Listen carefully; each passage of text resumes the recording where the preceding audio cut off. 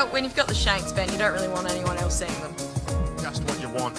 From those who are closest to you, everyone telling you look like crap. It just warms the cockles of your heart. The experience was unbelievable. The golf was even better. Ben, I'm sorry you weren't there. Well, I'm not sorry. Yeah. She's done me yet again.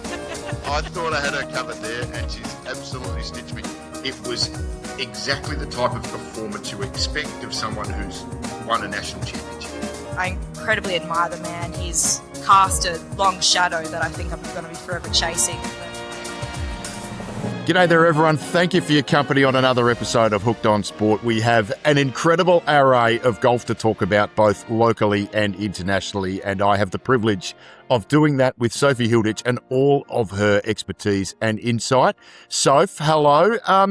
You're looking in slightly better shape than I expected, considering the rumours that I've heard that you've been out celebrating at a country alcoholic establishment over the weekend. Yeah, I was over at Pathford Way this weekend with a bunch of friends celebrating one of my close friends' 30th. And look, I actually am surprised. I am not the best at monitoring myself when it comes to celebrations, but you know what? Maybe the 3 and a bit hour drive home made sure for me to be a bit more responsible. But look, it didn't stop me from having a few too many drinks. I will say I still had a little bit of a headache on Sunday. Any golf in the last 7 days since we last caught up? Actually a golf lesson, because I'm pairing up with your lovely wife for foursomes, and I thought she might actually want to hit off the same fairway, so I might actually have to start getting my drives a little bit straighter than what they have been. Well, this might be a nice little segue into our opening segment. We normally start with Sophie Star and Ben's best, but I have asked you just to narrow your focus a little bit. So maybe tell us who Sophie Star is this week, because I suspect it might relate to exactly what you've just been dealing with trying to iron out those driver problems.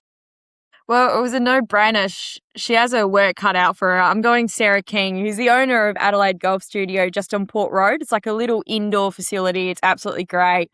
3 TrackMans. I've probably been working with her now for probably 2 years, and I completely love her. But my first experience with Sarah was actually as my state coach back, I reckon, 2019 maybe, and I really found her incredibly helpful. One, maybe because it was a bit of a female perspective, and it is quite male-dominated, the PGA, so having a female perspective as a female was great, but the way that she can simplify the game down and just break it, step by step for me, which I really need, particularly as a field-based player, has been incredible. But she actually works with my partner, Darcy, who's completely the opposite, a complete equipment nerd.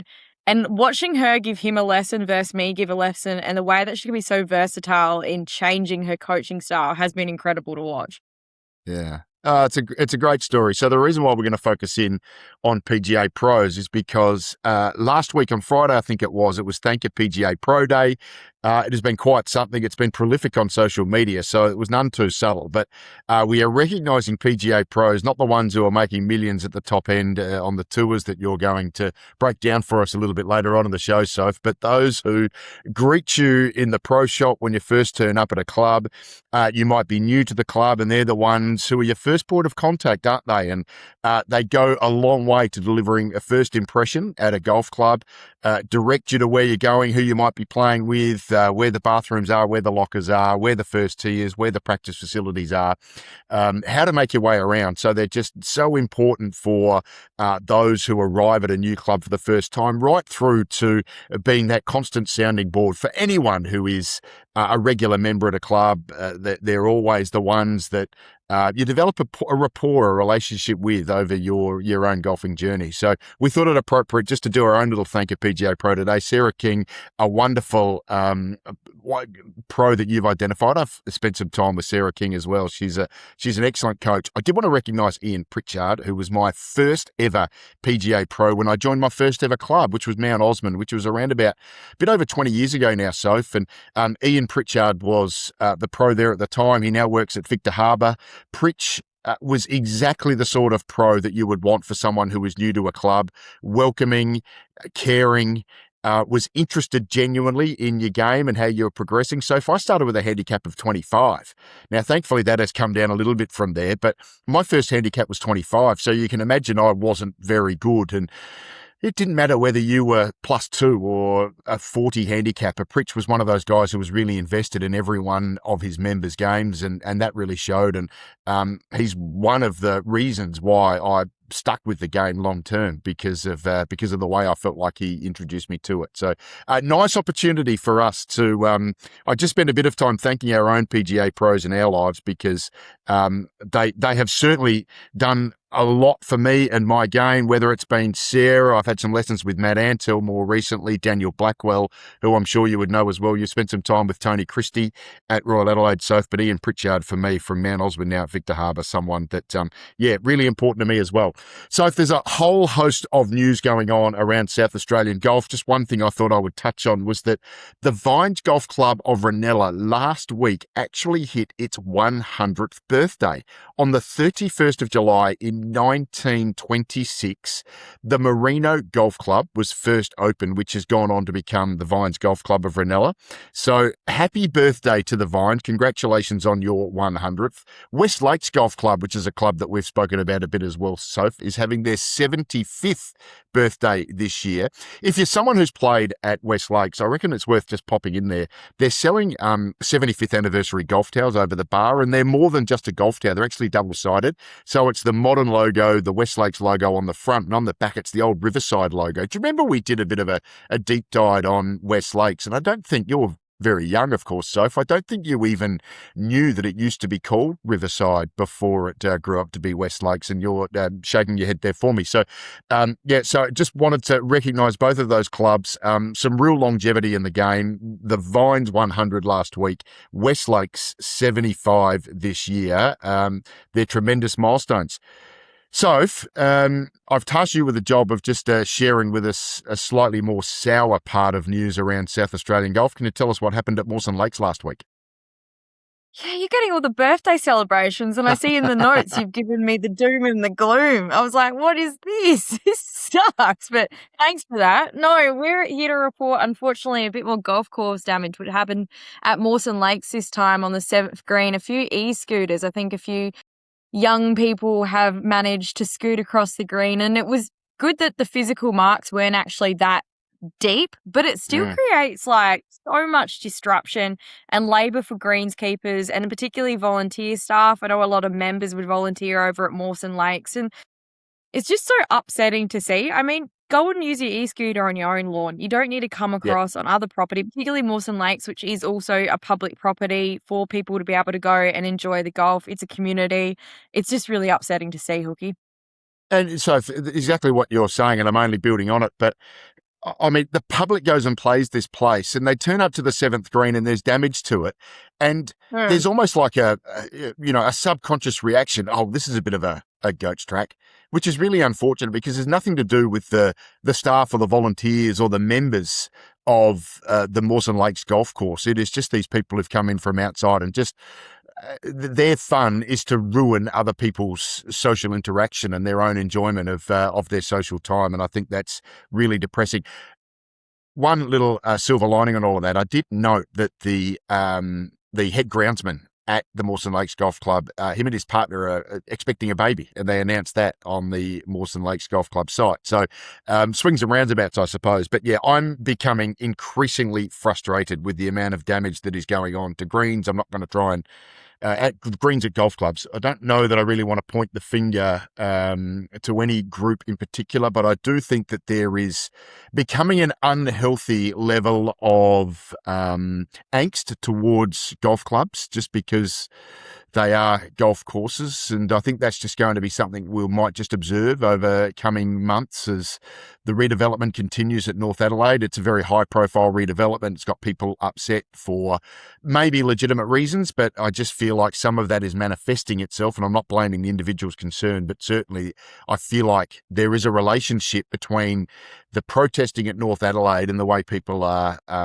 desecrating and damaging golf courses elsewhere. So it'll just be one to keep a bit of an eye on. So I've decided to give myself the job of going back onto good news, and I just wanted to recognise all of the people who are recognised with 50 years of membership at Thaxted Park Golf Club. One name in particular that twigged to me, Soph, that might be familiar to you. But I'll just list all of these names. They were all presented by Captain Jason Weeks last week. Brian James, Ian Baker, Robert Drennan, Richard Flower, Lynn Wilkerson, Anthony Roberts, Robert Banks, Peter Gay, Gary Jackson, and the last one I'll recognise is Paul Bagshaw. Now, Soph, again, I've already identified that you're a little bit younger than me, but in the 60s and 70s, Paul Bagshaw was one of the greatest SANFL footballers going around. He played for Sturt. He was part of their premierships in the 60s, then went on to play in the premiership in 74 and 76. He was captain in 76 when he famously listed it as the finest hour in the history of the Sturt Football Club.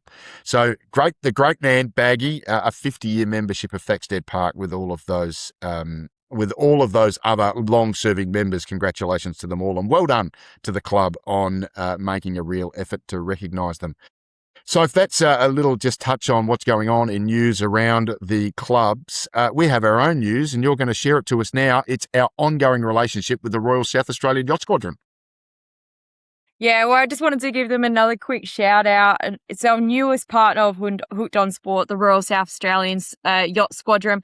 Now, before you say I don't own a yacht, neither do we. And that's exactly the point. The Squadron isn't just for sailors. It's one of Adelaide's greatest hidden waterfront venues with a spectacular deck overlooking the marina, a fantastic upstairs restaurant, Jimmy's bars for a relaxed drink, and plenty of space for the kids to run around. Whether it's Friday lunch, dinner, a catch up with friends, or your next function, do yourself a favour and discover the Royal South Australian Yacht Squadron.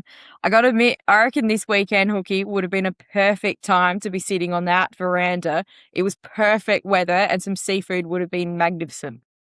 Yeah, Soph, I think I've sort of explained the way it's configured is absolutely perfect to protect yourself from the prevailing wind. So even if you decide to have an outside lunch on the deck there at the Royal Yacht Squadron, you've got those serene views overlooking the marina, all of those beautiful yachts just lined up one after another side by side. But you're protected from the wind, you get plenty of sun, but you've also got those big covered umbrellas there. So you get the best of both worlds. And then if you decide it's a little bit too cool, well, you just head upstairs, go into that beautiful glass-fronted room, wall-to-wall windows that you're looking back down over the marina, and it really is superb. And we've got extra incentive to head to the Royal South Australian Yacht Squadron and head there for a Friday lunch, a Saturday lunch, a Sunday lunch, and that is because we can exclusively offer you at Hooked on Sport 10% off your meal. Now, they have new caterers at the Royal Yacht Squadron. They've only begun this week,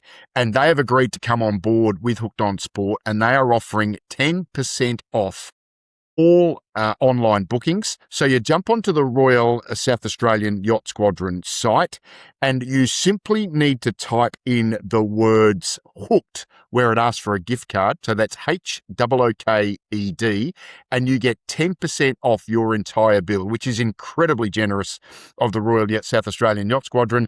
And we thank their caterers. Now, I think they're called My Only Rival. I'm sure I've got that right.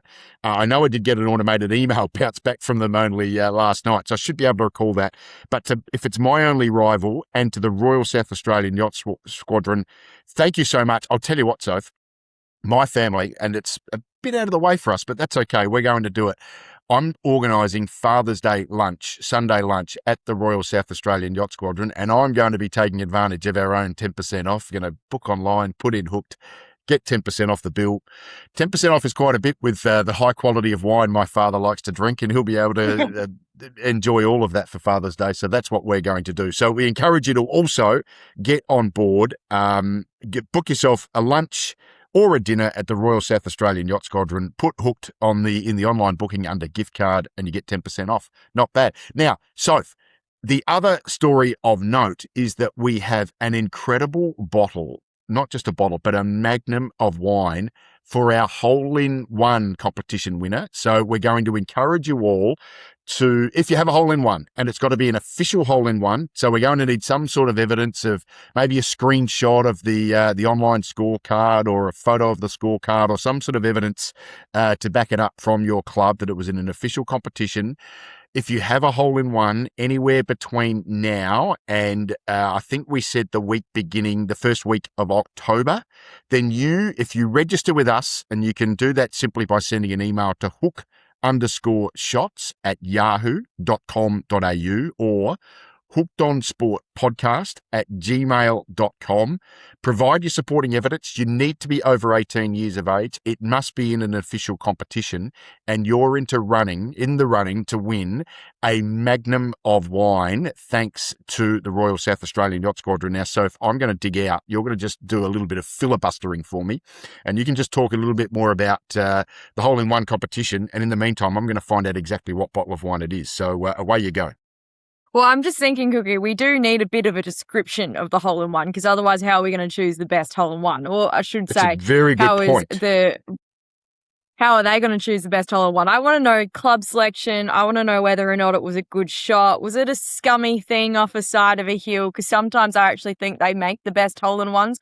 I want to know absolutely everything. Like, I want to know if it's a driver and you've managed to hit this driver 150 metres into the hole. That's exactly what I want to know about, Hooky. Perfect. It's a Robert Oatley 2020 Cabernet Sauvignon, and it's a magnum. So it's not just a bottle, it's a magnum, but you don't get it simply by making a hole-in-one. You give Sophie a description because she wants to be able to describe it all online.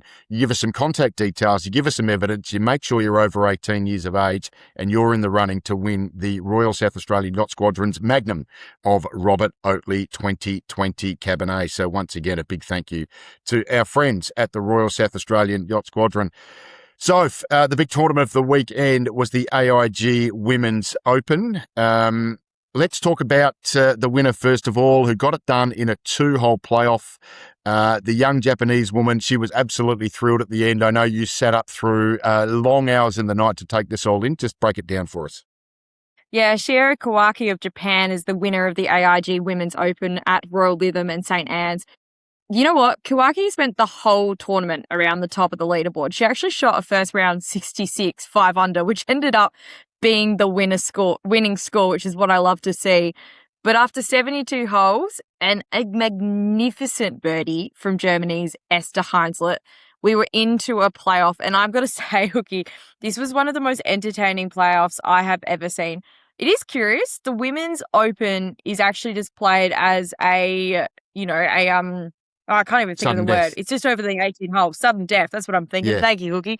Whilst the men's is actually over 3 holes. Correct. Now, I don't know why there's a difference between the two, but anyways, this was sudden death, which somewhat makes it a little bit more entertaining. And the first playoff hole, Kawaki has hit it right, just missed the bunker, but ended up in some of the thickest rough on this course. Most of the course doesn't actually have this gnarly, thick rough. You normally can find the ball, but she's in the thick of it.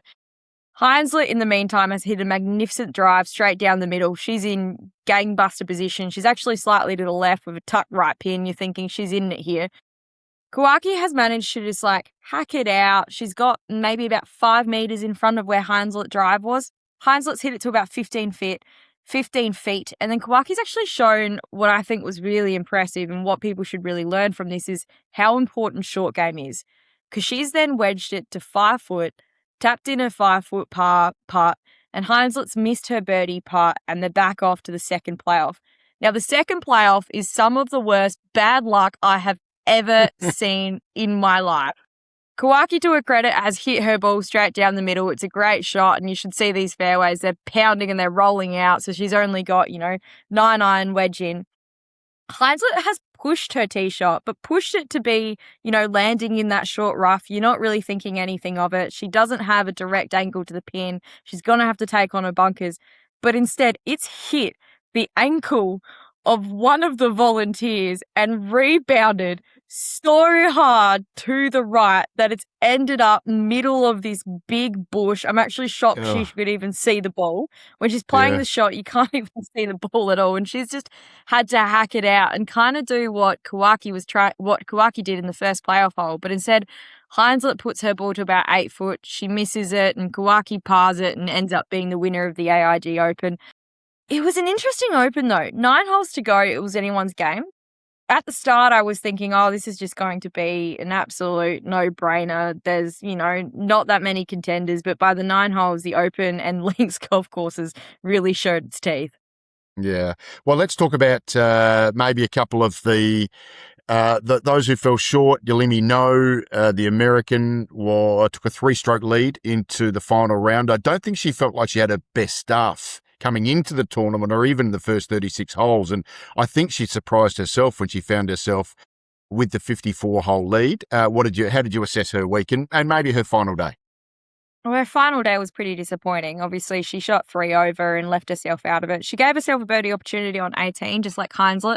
Heinzlet boxed about a 30-footer, and Noah had about a 20-footer and left it short in the draws, the worst kind of putt you want to see. But she really didn't have her best stuff on the final day. It wasn't windy. It wasn't the wind they were expecting. It was quite easy conditions. But with that being said, and I'm sure we'll talk about them, a lot of those big dog names that were coming up, a lot of them couldn't make putts. They weren't hitting their approach shots. They were getting caught in all the bunkers. And it was interesting to see that this course was still showing its teeth despite the wind not rocking up. Let's talk about Gino Titicol, who her majors drought continues, Soph. 3 over the front 9, really just blew herself away in the first 5 or 6 holes. Yeah, and I found her interview at the end pretty interesting. She just made a clear judgment call of, you know what, links courses don't suit me, and that's okay. I don't care, basically, which I didn't really like hearing, particularly when it is the Open, and most people would say this is the most historic event, but both for men and for women. It's the major that a lot of people want to win. So that was pretty disappointing to see. She is a bit of that classic American style golf where it is a bit just bomb and gouge, and as soon as you have to put some creativity, she's just not quite there and not around the mark. Just wrap it up with Charlie Hull, who birdied the first, hit just an exquisite tee shot. So it's a par 3 first, which is unusual at most courses, but it's the setup at Royal Lytham at St Ange. She hit it to 3 feet with a 7-iron, 190 yards. So I think it was obviously downwind and was really released out. It was a beautiful shot, but then doubled 3, doubled 7, and bogeyed 8, and really just shot herself in the foot by then as well. Yeah, Charlie Hull, she's now 30 years old, and I know a lot of people are probably listening to this thinking 30, that's not that old, but for the women's, it is actually quite old, and you're normally heading potentially towards the end of your career, whilst with the men's, 30 is normally a bit in their prime age for golf and for achieving at the highest level.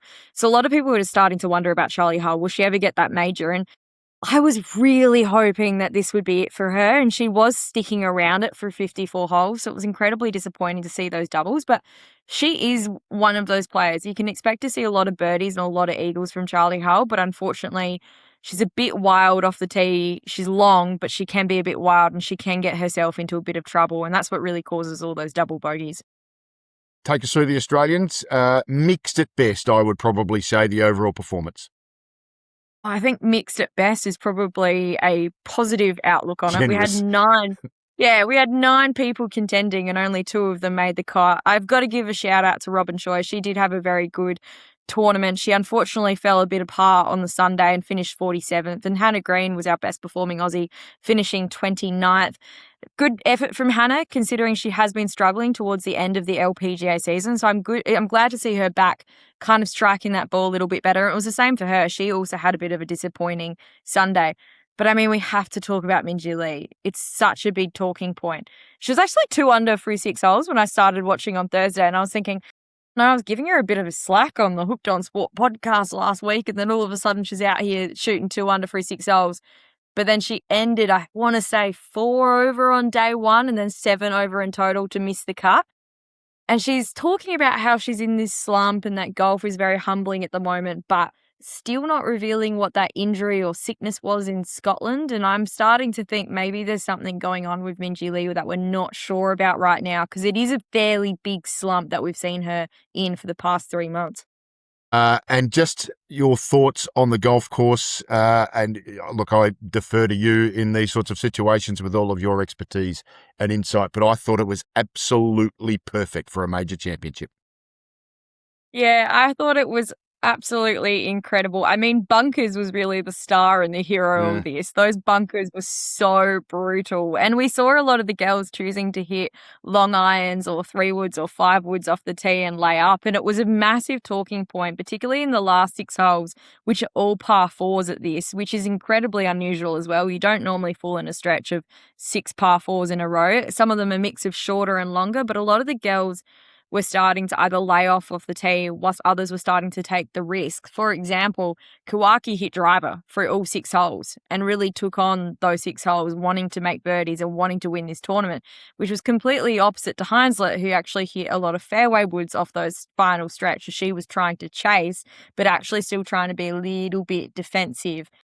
So I thought it was really interesting. The other thing that I loved watching, it was firm and fast. I mean, Heinzlet's probably kicking herself right now. I think it was on 15 or 16, she bled her tee shot out left, and she was debating between 2 clubs out of the rough because the green was so firm.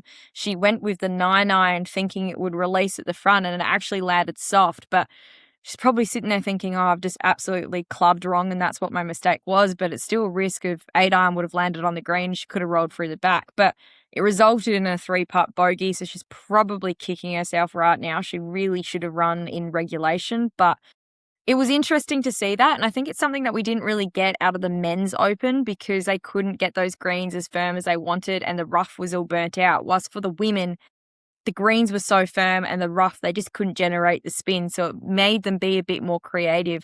And as soon as they blocked themselves out, they were on the wrong side of the fairway. They just couldn't attack those pins. Yeah, and that is the beauty of links golf, isn't it?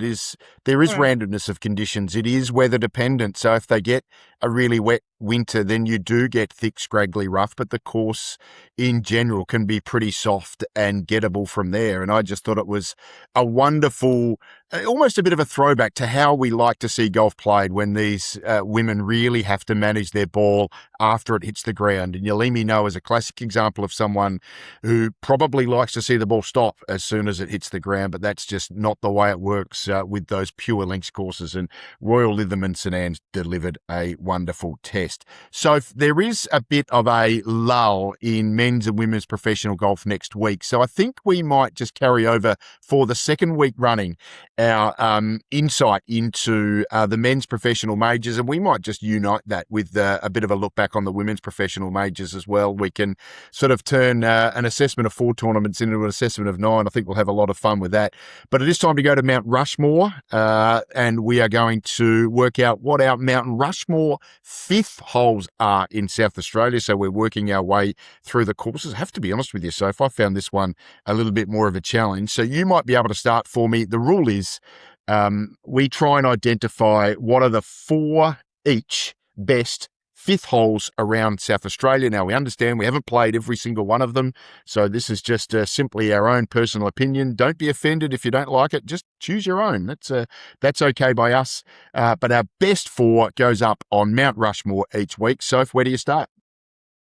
Well, I've actually headed over to Kooyonga, and I'm going their short par 4. It often plays downwind. For those who haven't played it, it's protected by bunkers and a small narrow chute towards the end of the fairway. It's got a very clever green. It runs off to the right and over the back, and all protected by bunkering on the left-hand side.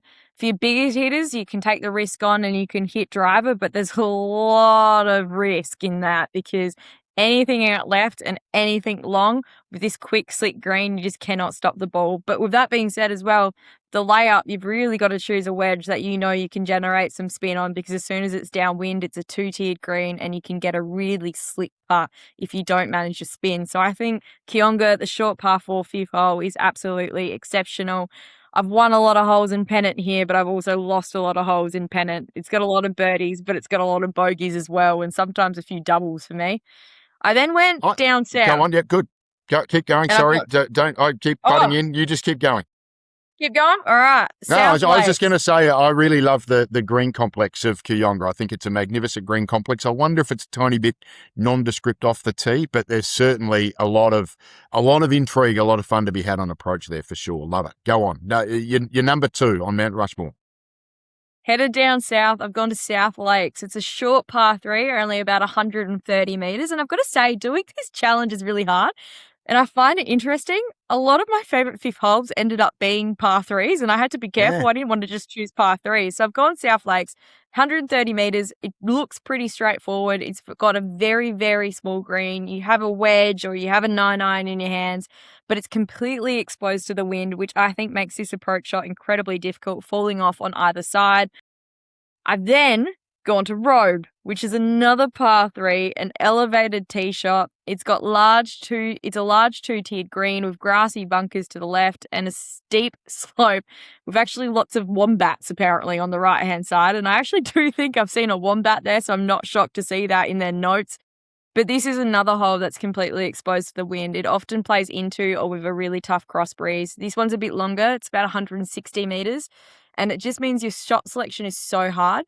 A lot of the time, I often find this is playing completely into the wind, but with an elevated tee shot, you're trying to hit this like low thing, but as soon as you hit it up, it just balloons and it makes it a completely difficult hole. Excellent timing for a fifth hole in the middle-ish of your round. And then I've gone Blackwood, the fifth hole. Par 4 for men and a short par 5 for women. You've got OB to the right, forcing you to want to go slightly left off the tee, but this often means you're blocked out by the trees. I become stellar at the low hook shot from out left. I'm very well versed in that shot, but it is a very slick green, I often find. It runs left to right and back to front, but for some reason, I often find that my second shot wants to just skid up the hill, and I can never quite work out why it wants to skid up the hill, but it's incredible. And I always say that there's a lot of break on this hole as well, so it doesn't make putting particularly easy, particularly as a long par 4 as a boys. It's just a tough hole. Yeah, big penalty. So it's generous off the tee, so it feels like it could be a little bit narrow, and you've identified that there is out of bounds down the right, but I do feel like it's generous enough off the tee. But a bad miss on approach here, you are out of position. Doesn't matter which side you are, because it is a really awkward green. There's a lot of slope to it. Yeah, good fun. Well done, Soph. I reckon they're great. In fact, you might have me covered here. I'm going to start with West Lakes. So West Lakes has had some work done by Neil Crafter about the last 7-8 years, and I reckon this is one of his best. So this is out on the northern side of the course. There is out of bounds that runs all the way along the left-hand side. Again, there's nothing that's really broad and expansive at West Lakes, but this is one of those holes that I do feel like you do get a chance to open your arms a bit and try and pull driver out. Then it is a wonderful green complex. I think the one thing that Neil Crafter does really well, and he obviously does it to a budget as well, but his capacity to turn what are otherwise fairly uneventful holes into some real drama and some real theatre with the way he constructs the green complex. It's not even necessarily what you have in front of you, but it might just be the way it looks visually and how he can. He's very clever at throwing those optical illusions in, and I think he's done a wonderful job there with the fifth hole at West Lakes. I'm going to go to Sandy Creek next, which I think is another really clever hole of using elevation change to the best of their capacity. So there's a really tough par 4 fourth hole that you play sort of doglegs around to the right, and this one comes back down. It also doglegs left to right, but it's a very, very different hole. It's a little bit shorter. There is a narrow line of trees on the left-hand side. There's a water hazard on the right-hand side. Often that is dry soak, but if you hit it in there, you have a problem anyway because you are a bit blocked out by a tree. For a short hole, it is a really exacting approach. So if you've got a 9-iron or a wedge in your hands, you've got a really narrow opening, a relatively narrow green with bunker either side. And I think that is a really clever hole. So that's the second time I've had Sandy Creek in just my just our 5 holes. And I reckon reckon I might have one more in at some point as well. I reckon that's really underrated course, Sandy Creek. I'm going to Glenelg next, the 5th. I know it's not universally popular, and I know that the changes that Neil Crafter has made in recent times has become even more polarising, but I think this is an excellent par 5, one of the best, certainly front 9 par 5s in South Australia. I think it's up there with, Kooyonga's first is, an excellent hole. Kooyonga's 9th is an excellent hole, but I certainly have it in that category. It is really interesting all the way through. It's interesting off the tee with the water hazard on the right. There's that line of bunkers now that starts to make you think about, do you need to push it further up the right and avoid those bunkers on the left? The second shot, I'm never really going to get there in 2. I wouldn't have thought so. So the second shot, where do you lay up? There's those optical illusions of that bunker that's about 30, 40 metres short. And then the approach is really difficult now with that elevated green that falls off everywhere and that sneaky little bunker just behind it, I think, as well. So I think Neil Craft has done a wonderful job. I can understand if you're a member and you're getting confronted with that every week and you're racking up 7s and 8s, you're probably not quite sharing my opinion, but I do love that hole. And then the last place I'm going to go, Soph, is Highercombe Golf Club. Now, I don't know how often you've played Highercombe, and this is it can be a little bit of an awkward course because there is so much elevation change there. And I've played this place when it is dry, and it is really tough to play because the ball just takes the downhill slopes and off she goes. But I just reckon this is a really clever hole, what they've done.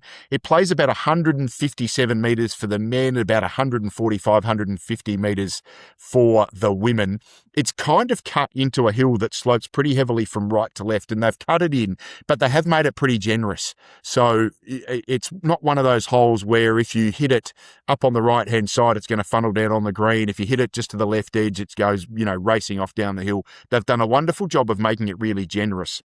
But this is the thing I love. Actually, I don't know what I'm talking about here because I said that it's a par 3 for women. That's not the case. This is a par 4 for women, 207 metres. And for the monthly medal and championships for the men, it becomes a 207 metre brute of a par 3. And I just love the adaptability, the way that they've established that as a par 4 for women, a par 3 for men, and bring it back as a long par 3 for men in the championships. So that's my 4, Soph. West Lakes 5th, Sandy Creek 5th, Glenelg 5th, and Highercombe 5th. Got to say I like yours. Don't know that I'd probably take mine over yours. I reckon yours is pretty impressive. Well, I think this is the first time that I've actually not complained about having to choose the 5th hole. Normally I'm always complaining, so I don't like any of the 4th holes or any of the first holes. This is the first time that I looked at the challenge and thought, actually, there's quite a few 5th holes that I like. I did play at your course today, and I did consider the Royal Adelaide 5th hole, and I did par it. But I did rule it out because we only try and pick one Tier 1 course each week, and I was happy to run with Glenelg, and I reckon there's plenty of Royal Adelaide ones ahead of us. But, Soph, time to wrap this show up, and we always wrap it up with, who am I?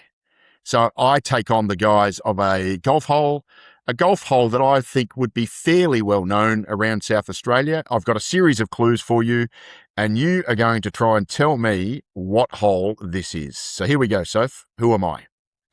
I am a par 3, measuring 166 metres from the championship tees, and I'm the men's index number 6. I'm on the back 9, and despite my modest length, I'm considered one of the toughest one-shot holes on the course. All right, I'm going to bring in a few gifts early here, Soph. Here we go. My tee shot plays uphill to one of the highest points on the property, perched on a natural sand dune. Clue number 4.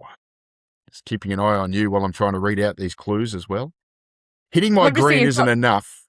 Beg your pardon? You see, it's not 16 at Royal, is it? It's not 16 at Royal, but it's not completely different. Although, this is. Would you say 16 at Royal is one of the highest points on the property? Not sure. Don't know. Well, we don't really have a high point on the property. That's right. So maybe rule out Royal Adelaide. Hitting my green isn't enough. With shortcut runoff areas all around, a slightly offline shot can quickly become a very difficult up and down. A tiny pot bunker guards my front right, while a hybrid bunker lurks behind on the right. So a hybrid bunker might give you a bit of a clue. Neither looks intimidating until you're standing in either one of them. Now, miss me left, and you have plenty of options because you are going to be playing a recovery shot from some grassy hollows that have all been cut now to fairway height. There are no easy escapes. You can wedge it, you can putt it. But over on the left, there's plenty of room, but it makes for a very, very difficult up and down. I can't remember what number hole it is. Are we talking Glenelg? Is it the 11th? Is it the 11th? It is the Glenelg 11th, Sophie Hilditch. Congratulations once again. You have done it. So I was going to give you the name of the sand dune, but I thought I might just leave that out. But yeah, that wonderful 11th. I reckon the best uphill par 3 in South Australia. I think it's up there with maybe the 15th at Kingston Heath, and I know that's one of the the world's great uphill par 3s. But I reckon that's a really great par 3. So well done, Soph. I knew you'd get it eventually. Question though, what's a hybrid bunker? Well, it's one of those new bunkers that Neil Crafter has brought in. So I don't quite understand the exact definition of a hybrid bunker. I'll probably have to find a photo and I'll show it to you. But yeah, I was about to say, when you said hybrid bunker, I was like, I have no idea what that means, Hooky. I think the hybrid bunker is, it's something to do with the way they've partially revetted the face, I think would probably be the best way of explaining it. I'd have to go and have a look at it myself. Yeah. Anyway, great job. Great show. Next week, we are going to cover all of the men's and women's majors. We will take a focus back because it's a little bit early and I haven't seen any live scores yet. But I do want to touch on, there's a PGA tournament that's being played, a PGA event that's being played at Glenelg Golf Club this afternoon. What's of note is that Asian Tour player Jack Thompson and European Tour player Jack Buchanan are both playing in it. I think the prize money is less than $700, and these guys who often have teed it up for in excess of a couple of $1 million are fronting up for a $700 prize fund, which is fantastic. So we'll keep an eye on that next week. Just a reminder, everyone, Royal South Australian Yacht Squadron, our great fans, would love to see you there for a Sunday drink, a beverage, or a meal. And just remember, go online to the Squadron website, put hooked in at the gift card segment, you get 10% off your meal. Soph, always a great chat, mate. We'll do it again next week. Always so good. Thanks, Hooky. See ya.